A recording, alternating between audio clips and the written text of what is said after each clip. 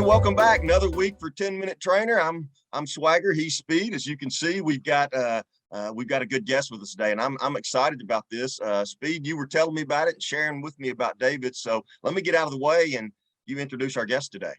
Yeah, I hate talking right in front of him because he's, at least on my screen, right below us. But you're the director of training for Simplify. And Simplify, for those of you who are not familiar, I mean, really, they're kind of the market leader of target display advertising. And I think I'm kind of getting that right. But what I love is I listened to him talk. It's been a couple months ago now. And I've heard so many people pontificate on digital, and usually it's like, a vocabulary lesson, or how many acronyms could I drop into one sentence? And David, you literally just kind of summarized the most important, boiling it down to how digital and broadcast work together so beautifully if we would just let it. And we had to have you here. So thank you, David, for joining us today. We sure appreciate it. Oh, by the way, officially on his bio, he's author, trainer, speaker, family man, and lover of barbecue. And being from Kansas City, I had to bring that one up. So anyway. Well, thank you guys for having me. I appreciate it. Lover of barbecue, and I know you all tout Kansas City, but I kind of like Southern Kentucky for barbecue. David, what's your favorite piece of barbecue? My favorite piece of barbecue has got to be burnt ends, hands down. That big chunk of brisket cut into those baby fist-sized little nuggets of perfection. You can't beat burnt ends. Oh, and it's early this morning, but and Speed introduced me to burnt ends when I was out there. But I'm going to tell you, for me, it's what we call a pig pie.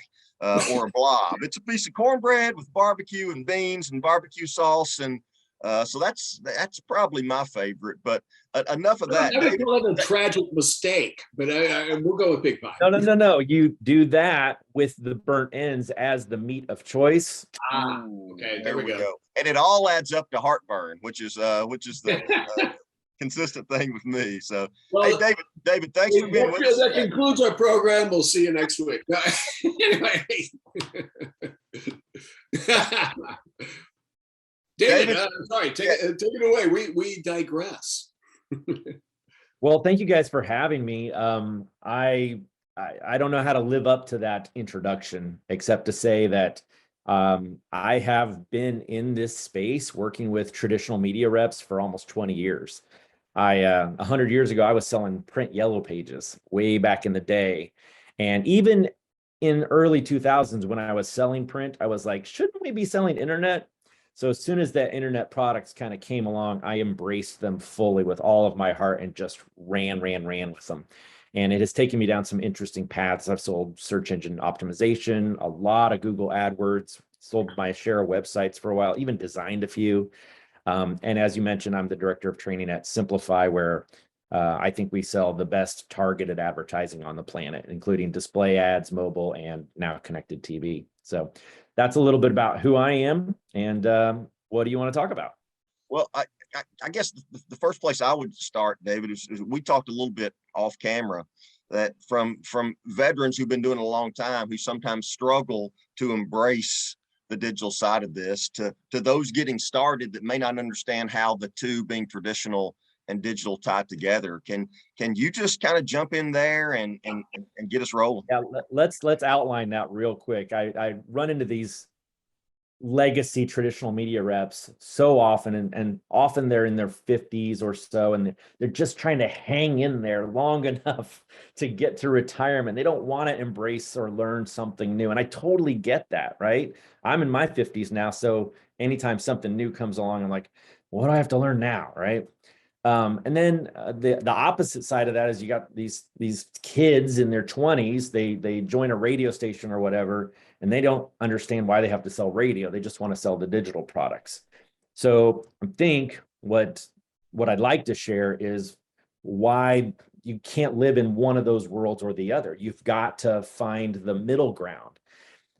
And I think what it all comes down to is helping both of those camps understand that all they're selling, they're not selling a radio spot, they're not selling a TV commercial, they're not selling a print ad, they're not selling search engine optimization, they're not selling a CTV commercial. What they're truly selling, what the advertiser is buying, is an audience. At the end of the day, that's all the advertiser cares about, is getting their message in front of the right audience. Okay. And traditional media usually uses content as a proxy to accomplish that goal, right? If you want to reach men, you run your ad alongside sports of some kind, sports talk radio, sports, television, even a sporting magazine, Men's Health and Fitness or something like that, right? And if you want to reach women, you do home and garden and you do romance. And those ideas are completely out of date now. That doesn't make any sense because so many women love sports and men like me love rom-coms, So what's really cool about digital, in my opinion, is that its ability to create this really super relevant audience by using data. And that could be behavioral data, the things people type and search on the internet. It can be GPS data from their phones. We're talking geofencing tactics. It could be demographic data, like household income, whether or not you're a parent, whether or not you own a pet, those things. So really what I want sellers to understand is that even if it seems scary and new and different, or even if it's something that you don't particularly consume, like I don't consume a lot of terrestrial radio, but I understand its value because it's an audience. And that's at the end of the day, what you're trying to sell is this audience. You know what? Now, you're definitely getting to the crux of this. Let's take a quick break. We're going to be right back. We're at 6.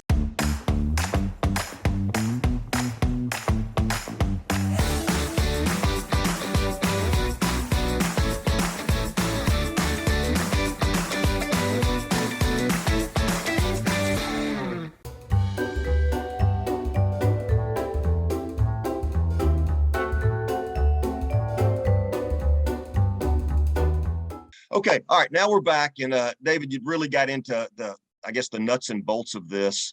And I think so often where sellers maybe make a mistake is they fail to realize that our clients are just looking to us for the recommendation.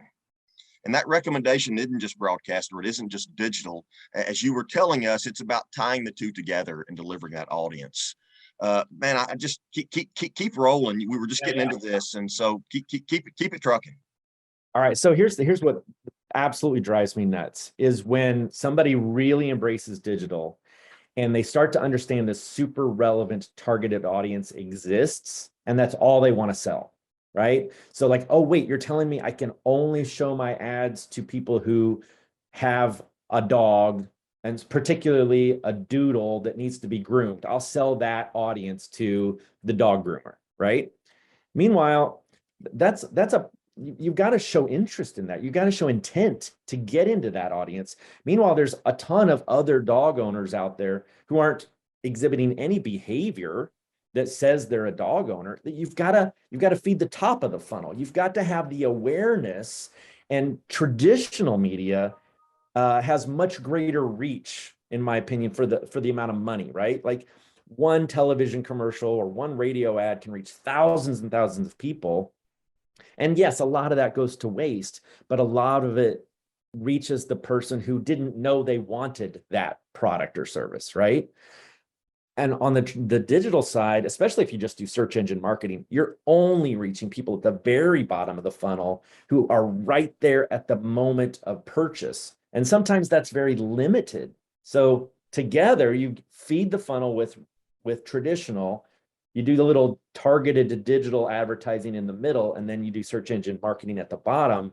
It's the perfect combination, in my opinion. David, I love the thought of, because we talk so much about the funnel, but what you just described on where everybody would be in that funnel, I really like. There's plenty of research out there that supports that radio and television drive search. So if we do drive search in terms of the broadcast side of the radio and television, then doesn't it make sense that the two have to work together? It absolutely do. And I hope we have time for this. It's a quick story from way back in the day, and I think it'll translate to 2022. But when I sold Yellow Pages, I used to like to put those call tracking numbers in there and brag about how many calls my ads like generated for the business. I remember selling one to an attorney once. He had a half-page ad. There was another attorney on the same page. They both had call tracking numbers in them. The advertiser, the attorney who had a TV commercial, His phone rang off the hook.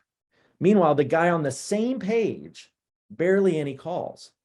Now, I, of course, went in and claimed all the credit for my Yellow Pages ad doing, such a great job so that I could get the renewal for the next year. But that experience translates into 2022. And that if you're doing television or radio or traditional or any reach product, your search engine marketing campaign is going to do better because you're feeding the funnel. Yeah, to me, I think the best thing that well, first of all, the coolest thing is, being a lifetime broadcaster, we never had a real tool of measurement. I mean, our entire measurement was based on Nielsen telling us, basically, giving us audience estimates, an estimate, right? As opposed to a click, an actual, somebody did something. But I think that's the thing we really need to embrace. We're finally making our industry more relevant by tacking into the wind and letting digital do its thing. Does that make sense? Yeah, if you pair traditional with digital, now you can not just say, hey, did business go up? Did your phone ring more? Did it work? Yeah. Now you can say, and look, you've got more searches for these keywords, which are the products you told me you wanted to sell. You've got more clicks to your website. You've got more people completing the form on your website. You've got, and with geofencing, you can measure foot traffic to a physical store. So there are so many more things that you can measure in the digital space. But if you pair that with traditional, it's all going to do better. It's a 1-2 punch. It's peanut butter and jelly, baby. Well, you go back and you were talking about that, making that phone call, the dreaded phone call. Did it work for you? Well, the cool thing about this, I mean, you can do A/B testing where you can run a couple different ads at the same time, let them battle it out. I mean, you can make mid-course correction. Yeah, I tell people all the time, this campaign will work. Maybe not right out of the gate, but if you stick with me and you trust me, I'll have enough data at the end of 30 or 60 days to make some changes to it. And then it'll do better the next month. Like, you give me a report that shows failure, all I got to do is look at that report, go, why was there failure, make some changes, and then improve it. That's what I love about digital. It's like you can always improve it. It's like having a good personal trainer who's really paying attention to your diet and exercise routine and changing it every single week till it's perfect for you. Okay. Hey, David, and we're infringing on your time. You've been so gracious to do this. A couple of thoughts have come up with me, and I know, Speed, we're about out of time today, or probably are. David, could we get you to do one more and come back and do another one for next week and hit on a couple of other topics? Would you be willing to do that? Absolutely, sure. Speed, how about that? It'd be awesome with me, and nothing like putting the guy in the spot. I know, and I just did. See, I want nothing to do with you guys. I'm out. He's going, these guys suck, but how do I say no? You are right. Let me check we're over again. So we're going to wrap it up. This is where we always wrap it up, David, and that is in sales. Remember, put your customer first. Always find your swagger. Thank you, David.